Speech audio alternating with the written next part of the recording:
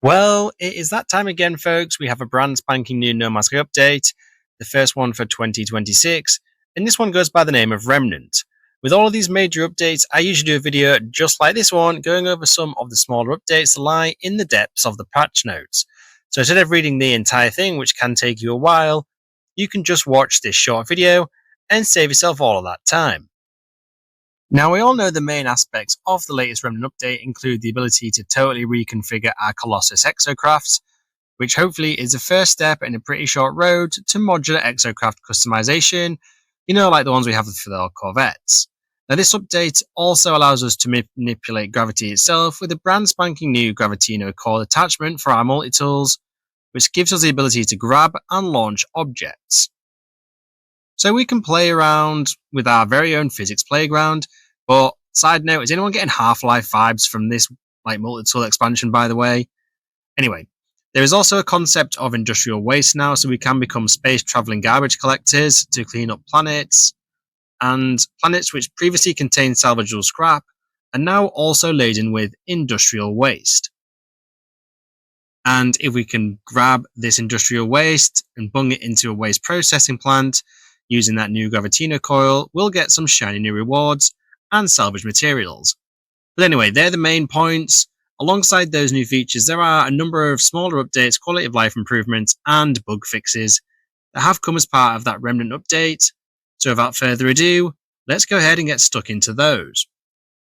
So first up, quickly, it's not exactly something you will have missed, but there is a brand new expedition that comes with this update.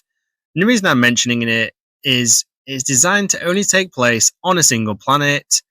That's pretty cool, right? One of the main rewards for it is a new heirloom customization set, aka a lavish set of exosuit armor, which is inspired by the traditional designs of a Balaron textile merchant. It contains ornate detailing, plush, padded fabrics that elevate the attractiveness and status of the wearer. Hello Games words, not mine. Now, in the Remnant trailer, we did see a handful of Colossus customization features or configurations, but it didn't tell us all of them. And as it's the main feature of the update, I'll rattle off exactly what we can customize quite quickly, because you may have missed some of them from the trailer. So we're given an array of different cabins, chassis attachments, running gear, and paint finishes to allow us to kit out our vehicle for any situation. We can also design, save, and name a variety of Colossus exocraft configurations which are suitable for a range of planetary adventures, which allow us to switch out our designs at any time depending on what we're doing. And I think that's a great little addition, really do. There is some new exocraft technology known as the Cyclops scope that attaches to the driver's analysis visor display, allowing us to discover alien fauna, flora, and minerals, or target sweep for mission locations from the comfort of our driver's seat, which is especially useful if you're on a super hazardous planet.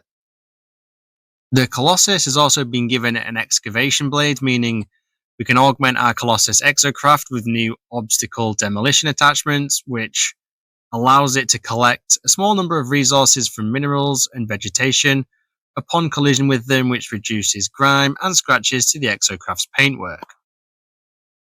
And if you guys fancy it, you can opt to install the furnace chassis module for immediate disposal of industrial waste whilst you're on the road. And finally, the Colossus now has a horn, so you can go around blasting that out to anyone getting in your way, or just for the shits and gigs. So now we all have new space jobs, aka waste disposal people. There is a chance to earn a new set of player titles for accomplishments in scrap hauling and waste processing, so it's actually useful. Now, each of these mini achievements will unlock a unique Colossus customization module across all of your saves, so it definitely is worth getting stuck into some waste disposal, guys. I certainly will be, because I want to customize my Colossus. So, a quick one on combat. Well, the new Gravitino coil. Well, it's not just grabbing objects and throwing them in the bin or throwing them at a nearby player if you fancy doing that instead. It can also be employed on ground combat. So, this fancy new Half-Life inspired multi-tool attachment allows us to capture flying sentinel drones and then fling them aside, or you can even use them as weapons against one another, so fling a sentinel at a sentinel. Pretty neat, right? So, you know how I mentioned you could save Colossus, like reconfigures and all that sort of stuff? Well, one new thing that wasn't in the trailer is you can do the same with your character yourself. So it's now possible that you can store up to 6 outfits and you can name them whatever you want. So as I said, the same goes for the Colossus configurations, which is a pretty good addition in my opinion, and a nice quality of life improvement as well. It really does make sense to be able to switch between character outfits at the touch of a button rather than, recreating them every time you fancy a little bit of change. And hopefully this gets extended to other features in the game as well. So another one that's come with this is a nice little visual upgrade for clouds as part of the Remnant update. So now clouds are apparently more beautiful than ever before, especially in the morning and at night, so dawn and dusk. The lighting, the edge stability, and performance of clouds and cloud reflections have all been improved, and I'm always happy to hear updates have some visual improvements, no matter how big or small they actually are. Now, moving on to something absolutely massive for you Switch players out there, Corvettes are finally coming to the Switch for the very first time. So you Switch players can finally assemble your very own colossal Corvette class starships. They'll be able to collect modules, you can design their dream ships and furnish its interior to create a flying home amongst the stars. Now, I bet you Switch players are absolutely buzzing for this one, because in my opinion, Corvette ships were probably the best update the game has had in a long time, if not ever. So I, for one, cannot wait to see your guys' designs over on Reddit or here on YouTube. And Corvette improvements aren't just tied to the Switch for this one, because there are some on other platforms as well, because now you can decorate your Corvettes with your friends, like you can tweak permissions in multiplayer, and then even redecorate them while flying through space, because interior design waits for absolutely no one. Hello Games have also apparently squashed quite a few bugs related to Corvettes, so there'll be no more placing ship parts on your own head, no more soft locking in the build menu, or spawning your shiny new Corvettes directly on top of you. The lighting has been improved, apparently animations are smoother, hydraulic legs look slicker, and rewards, actually reward you now. So basically, all of that in a nutshell for Corvettes is fewer glitches, more polish, so your Corvette will have never looked better. And speaking of quality of life improvements and bugs, there are always some that come with these, so I'm going to rattle off a few of these quickly so you can get back to No Man's Sky waste disposal. So tech trees are cleaner, text is bigger, icons are sharper, and handheld players can finally stop squinting like they're reading alien fine print. Blurry buttons, overlapping menus, missing thumbnails, and cropped screens, all of that has been patched out into space. Even you PC players get crisper visuals below 4K, so in short, there are fewer UI gremlins, more readable screens, and your eyeballs will probably thank you. I'm not finished on this yet, by the way. Helios will now reliably accept your daily discoveries. Floating Stone Guardians got a few visual variations, and visited space stations are now automatically added into your teleport list if you've got a base there. Convenience wins again.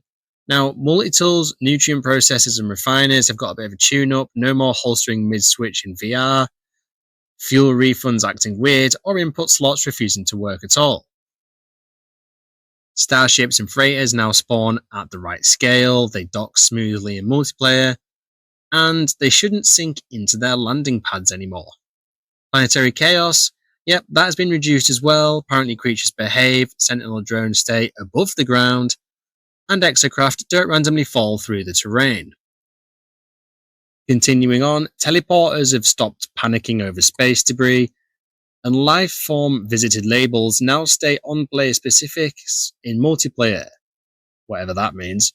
Visual also got a bit of a boost, so you got some smoother lighting, volumetrics, planetary effects, improved cockpit lights, base parts, gravitino balls, skyborne armor, and even capes no longer act like stiff cardboard.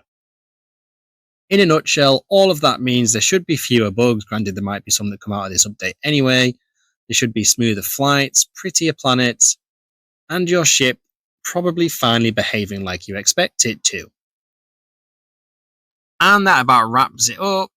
There are some of the smaller updates, the quality of life updates, and the bug fixes that have come as part of the latest No Man's Sky update Remnant. Now, in true No Man's Sky fashion, I reckon there might be a few bugs out of this update in the first place, so expect a few patches over the coming days and weeks, but overall, it sounds pretty good. Now, I'm going to stop waffling on so you can go ahead and get stuck back into No Man's Sky and get to cleaning up the universe, guys, or just begin throwing objects at one another with the new gravitino coil, whatever takes your fancy. But anyway, I hope you enjoyed this quick video and I hope you found it useful. And if you are still here, it would be totally awesome if you could support my channel by hitting those like and subscribe buttons. You can become a channel member as well. And as always, thank you for watching this video, and I hope to catch you in my next one.